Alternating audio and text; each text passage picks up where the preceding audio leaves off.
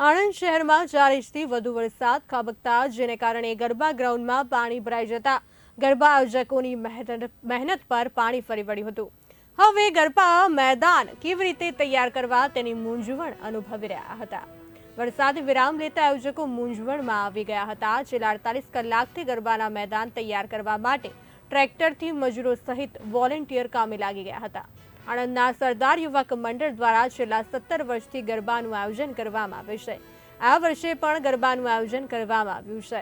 આ ગરબામાં કોઈ અનિચ્છનીય ઘટના ન બને તે માટે સીસીટીવી કેમેરા અને ફાયર સેફટી 108 સ્ટેન્ડ બાય રાખવામાં આવશે। ખેલૈયાઓ માટે પાણીની પણ વ્યવસ્થા કરવામાં આવશે।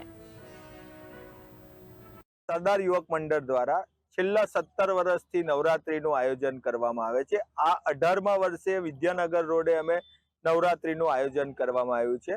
આ વખતે અમે સરકારશ્રીના ધારાધોરણ મુજબ નિયમ મુજબ તમામ તૈયારીઓને આખરી ઓપ આપી દીધો છે। વરસાદના વિઘ્ન બાદ હવે અમારું કામ 90% જેટલું પૂર્ણ થઈ ગયું। કાલે સવાર સુધીમાં કામ પૂર્ણ થઈ જશે અને આ વખતે અમે ફાયર સેફટીથી લઈ અને ખેલૈયાઓને સુવિધા મળે એ માટે અલગ અલગ વ્યવસ્થા કરવામાં આવી છે। 108 પણ અહીંયા સ્ટેન્ડ બાય રહેશે। તેમ તદુપરાંત સીસીટીવી અને પાણીની વ્યવસ્થા અને ફાયરની વ્યવસ્થા પણ અમે અહીં કરવામાં આવી છે।